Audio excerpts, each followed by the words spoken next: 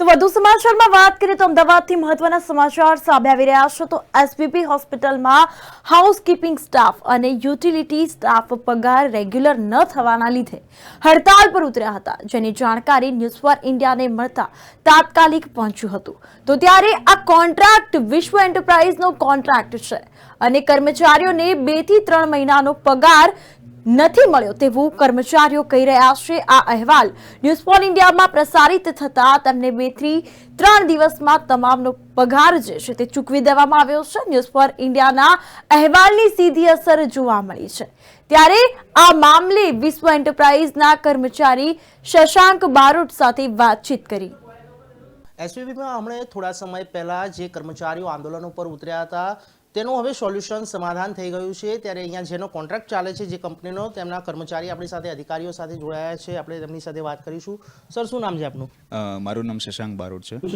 શશાંકભાઈ, હમણાં 4 દિવસ પહેલા કર્મચારીઓ આંદોલન ઉપર ઉતરી ગયા હતા સેલેરીને લઈને, શું કહેશો તેના વિશે? હવે એમાં એવું હતું કે આપણે રેગ્યુલર સેલેરીની ડેટ છે 15 તારીખ, પણ આ વખતે થોડું કંપનીમાં ફંડનો ઇસ્યુ હતો, બિલ રિલીઝ નહોતા થયા, એના હિસાબે થોડો ફંડ પ્રોબ્લેમ હતો, એના હિસાબે પગાર થોડો 5 દિવસ લેટ હતો।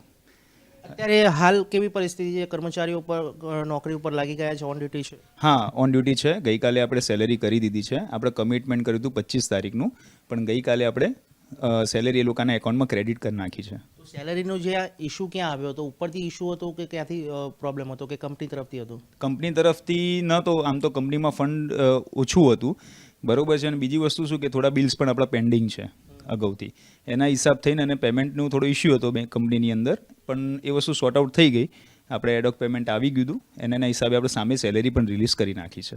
કેટલા કર્મચારીઓ આમ હડતાલ ઉપર ઉતર્યા હતા? એપ્રોક્સ હશે 70-80 જણા। અત્યારે હાલ ઓન ડ્યુટી છે? હા, બધા દરેક સ્ટાફ ઓન ડ્યુટી છે અત્યારે, 3 શિફ્ટની અંદર। થોડા સમય પહેલા જે કર્મચારીઓ હડતાલ ઉપર ઉતર્યા હતા, શું કારણ હતું અને શેના કારણે ઉતર્યા હતા? એમને પગાર થોડો લેટ થઈ ગયો હતો, એના હિસાબે લોકો હડતાલ ઉપર ઉતરેલા હતા। કઈ કંપનીનો આમ કોન્ટ્રાક્ટ ચાલે છે અને કેટલા વર્ષથી ચાલે છે? કંપનીનું નામ છે વિશ્વ એન્ટરપ્રાઇઝ, જે અહીંયા 2.5 વર્ષથી કાર્યરત છે, અને ઓવરઓલ અમારી કંપનીના ઘણા બધા કોન્ટ્રાક્ટ અમદાવાદમાં ચાલુ છે। કેટલા સમયથી આ લોકોને પગાર નહોતો આવ્યો? કારણ કે કર્મચારીઓનું કહેવું એમ છે કે 2-2.5 મહિનાથી આ સેલેરીના ઇસ્યુઝ છે, અને કેટલા કર્મચારીઓ હડતાલ ઉપર ઉતર્યા હતા? ફર્સ્ટ ટાઈમ આવું બન્યું છે, બાકી રેગ્યુલર અમારી સેલેરીનો ટાઈમિંગ છે 15 થી 15 અમારી સાયકલ ડેટ છે, બરોબર છે, પણ આ ફર્સ્ટ ટાઈમ એવું બન્યું કે સેલેરી 7 દિવસ લેટ પડી છે। ક્યાંથી ઉપરથી ઇશ્યુઝ હતા સેલેરીના કે કંપની તરફથી? કંપની તરફથી ઇશ્યુઝ નહોતા, પણ અમારા બિલ થોડા અટકાયેલા છે, બરોબર છે, અમુક રીઝન અટકાયા છે, એટલે એએમસી સરકારમાં થોડા બિલ અટવાયેલા છે, એ બિલ ક્લિયરન્સ નહોતા, એના હિસાબે કંપની પાસે ફંડ નહોતું, એટલે ફંડ જેવું થયું એટલે અમે સેલેરી ગઈકાલે રિલીઝ કરી નાખી છે। કેટલા લોકોની સેલેરી કરવામાં આવી છે? સેલેરી બધા નહીં, પૂરેપૂરો સ્ટાફ જેટલા અત્યારે વર્કિંગ છે બધાનું સ્ટાફનું સેલેરી થઈ ગઈ છે।